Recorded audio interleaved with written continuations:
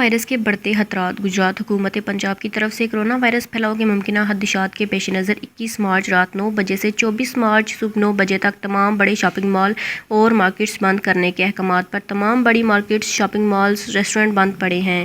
جانتے ہیں مزید تفصیلات۔ ABM نیوز گجرات کے نمائندگان سعید احمد قمر، محمد اصغر اور شاہزیب باجوہ کی اس مشترکہ رپورٹ میں۔ میونسپل کارپوریشن گجرات کی گاڑی مسلسل شہر بھر میں احتیاطی تدابیر کی آگاہی کے لیے لاؤڈ اسپیکر پر منادی کر رہی ہے۔